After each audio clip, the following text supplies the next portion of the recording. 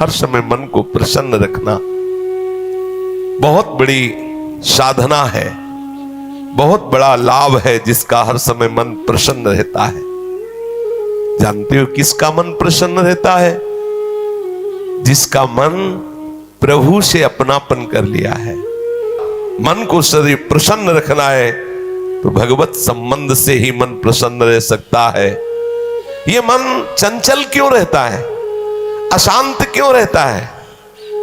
ये जितना विषयों का चिंतन करेगा, जितना नाशवान परिवर्तनशील वस्तु व्यक्ति स्थान का संबंध स्वीकार करेगा, उतना ही जलेगा, उतना ही अशांत रहेगा, उतना ही चंचल रहेगा। त्यागात् शांति अनंतरम, जितना ये सब वस्तु व्यक्ति स्थान का राग त्याग करेगा, उतना ही शांत हो जाएगा, उतना ही आनंदित हो जाएगा, उतना ही प्रसन्न हो जाएगा। मना प्रसादः, यदि आप मन को प्रसन्न करना चाहते हैं तो किसी भी व्यक्ति वस्तु स्थान का इसे संबंध न रख ले पावे, ये सावधानी रखना। और होता क्या है, बोले चलो मनोरंजन करते हैं, कहां? किसी व्यक्ति में, किसी वस्तु में, किसी स्थान में, किसी द्रव्य में। होता क्या है, मनोरंजन होता नहीं, एक नई जलन, एक नई चिंता, एक नई कामना, एक नई वासना, एक नया फसाव। चले थे आनंद लेने और फंस गए। हमारा मन प्रसाद, मन प्रसन्न कब होगा? बहुत ध्यान की बात है। भगवान कह रहे त्यागात् शांति अनंतरम, यदि आप शांति देना चाहते हो अपने मन को, आनंद देना चाहते हो, प्रसन्नता पाना चाहते हो, तो आप वस्तु व्यक्ति स्थान के संबंध से रहित कर दो अपने मन को। एकमात्र प्रभु के चरणारविंद में आप अपने मन को लगा दो, फिर आप देखें आपका मन सदैव प्रसन्न रहेगा। क्योंकि प्रभु अविनाशी है, वस्तु व्यक्ति स्थान परिवर्तनशील है। वो एक रस प्रसन्न रह ही नहीं सकता जिसका वस्तु व्यक्ति स्थान से संबंध है, नहीं रह सकता। क्योंकि वो एक रस नहीं है तो मन कैसे एक रस होगा? वो विनाशी है, परिवर्तनशील है, मूल में दुख है, केवल ऊपर से सुखद दिखाई दे रहा है। मन में अशांति, दुख, क्लेश, बंधन का कारण है किसी वस्तु व्यक्ति स्थान से अपनापन कर लेना। सूक्ष्मता से देख लीजिए, अभी हम यही फंसे हैं, चाहे हम ज्ञानी भगत हो, चाहे प्रेमी भगत हो, अभी केवल मन के भगत हैं। मन को अभी भक्ति के मार्ग में नहीं खड़ा कर पाए। किसी भी वस्तु व्यक्ति स्थान से राग न रह जाना, यह वैरागी का लक्षण है। समस्त वस्तु व्यक्ति स्थान में एकमात्र सच्चिदानंद आराध्य देव को देखना, यह अनुरागी का लक्षण है। हम देखें कि हम ना तो वैरागी है ना अनुरागी है, हम तो रागी है। हर वस्तु व्यक्ति स्थान से हम सुख भोगना चाहते हैं। देख लो, अगर ऐसा नहीं तो फिर मन जाएगा ही नहीं। जब तक सुख की लालसा नहीं तब तक मन जाने वाला नहीं। इसको जहां जहां सुख का मिलने का भाव है वहीं वहीं ये जाता है। जब धन संपत्ति, स्त्री, पुत्र, नाना प्रकार की भोग सामग्री, इनमें हम अपनापन कर लेते हैं तो मन हमारा चंचल हो जाता है। सबका प्रश्न होता है, मन भजन में नहीं लगता, चंचल है मन। चंचल आपने किया है, आपको ही छोड़ना पड़ेगा। आपने वस्तु व्यक्ति स्थान से संबंध कर लिया है, वो चंचल परिवर्तनशील नाशवान वही लक्षण मन को आ रहे। वो आप अविनाशी प्रीतम से अपना संबंध कर लो, देखो कितना आनंद मन में रहता है, कितनी प्रसन्नता रहती मन में। भगवत चरणारविंद का आश्रय लेने वाला हर समय प्रसन्न रहता है, ये पहचान है। भारी से भारी विपत्ति में भी उसका हृदय आनंदित रहता है। क्योंकि ये विपत्ति संपत्ति बाहरी बात है, वो जिस आनंद में मगन है वहां न विपत्ति का न संपत्ति का दोनों का प्रवेश नहीं, न हर्ष न शोक का। हर परिस्थिति में मन को प्रसन्न करना सीखे, प्रसन्न रखना सीखे। परिस्थिति में प्रसन्न तभी रह सकते हैं जब भगवत चरणारविंद का आश्रय नहीं। कभी परिस्थितियां किसी को चैन नहीं लेने देती, कभी संयोग, कभी वियोग, कभी हर्ष, कभी शोक, कभी अनुकूल, कभी प्रतिकूल, कभी मान, कभी अपमान। इसी द्वंद्व में हम पिसते रहते हैं तो मन कहां प्रसन्नता का अनुभव कर पाता है। मन की प्रसन्नता के लिए सांसारिक वस्तु, व्यक्ति, परिस्थिति, देश काल, घटना आदि को लेकर के हम अपनापन, अहम करके उसे ना माने। जैसे ये व्यक्ति मेरा है, ये वस्तु मेरी है, ये स्थान मेरा है, ये अमुक अमुक मेरी।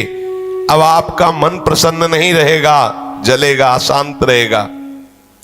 अपने स्वार्थ या अभिमान को लेकर किसी का पक्षपात न करना। यदि आप अपने मन को प्रसन्न रखना चाहते हैं तो अपने स्वार्थ की पूर्ति के लिए या अभिमान की पूर्ति के लिए किसी का पक्ष न लेना।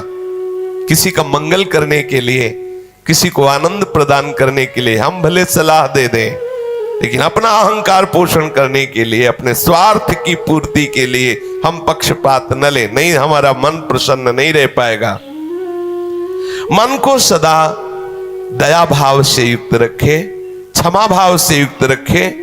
दूसरों को कैसे हम सुख पहुंचावें, ऐसे मननशील बने। सदैव सुख देवे को चाव चित, सब सोहित निष्काम। सबको सुख पहुंचाऊं लेकिन किसी से सुख पाने की लालसा ना हो, मन प्रसन्न रहने लगेगा। मन में जब दूसरों के हित की भावना होती है तो प्रसन्नता का प्रादुर्भाव होता है। और सदैव मन को प्रसन्न रखने के लिए थोड़ा भोजन पाना सीखें, कम बोलना सीखें, कम सोना सीखें और सदैव भगवान नाम जपना सीखें। अखंड प्रसन्नता आ जाएगी। मानते हैं प्रारब्ध के अनुसार शरीर रोगी हो सकता है, परिस्थिति प्रतिकूल आ गई, संसार ने तुम्हारा त्याग कर दिया, लोग निंदा करते हैं, लेकिन आप प्रसन्न रहेंगे क्योंकि आपने बहुत बड़े करुणा निधान आनंद समुद्र प्रभु का आश्रय ले लिया है। उस आश्रय में जो बाधक भाव है उनका त्याग कर दीजिए। अधिक भोजन करने वाला कभी प्रसन्न नहीं रह सकता। और बड़ी विचित्र ये जिह्वा है, ऊब गए भगवान। रोज इसे पवाओ लेकिन रोज नए नए पदार्थ, पेट बढ़ता चला जा रहा है, मांस पेशियां बढ़ती चली जा रही, कब्ज बढ़ती चली जा रही है और जिह्वा खाते खाते बूढ़ी होने जा रही, फिर भी और खाओ और खाओ। पता नहीं कब तक खाओ खाओ खाओ। भोजन पर साधक ध्यान दे, नहीं तो आनंद का जो विषय मन की प्रसन्नता है वो आप नहीं धारण कर पाएंगे। बोले हित परमित भोजी, थोड़ा सरल, स्वाद रहित, स्वास्थ्य वर्धक सतोगुणी भोजन पाया जाए। स्वाद रहित भोजन बहुत आवश्यक है भजन मार्ग में, बहुत आवश्यक।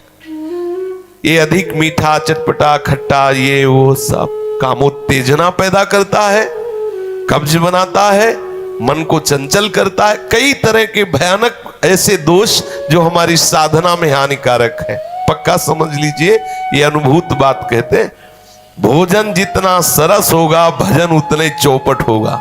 पक्का समझ लो, ये भोजन बहुत घातक वस्तु है, बहुत घातक वस्तु है। साधक इस बात पर ध्यान दे, ये भोजन हमें मारे डाल रहा है। हमारा जीवन भगवत प्राप्ति के लिए है और ये आज पा लिया, वो पा लिया, ये गुलाब जामुन, ये लड्डू, ये वो, बस बुद्धि में विचलता, भगवत चिंतन रहित और नाना प्रकार की वासनात्मक खेल की कामनाएं, कल्पनाएं, ये भोजन के कारण।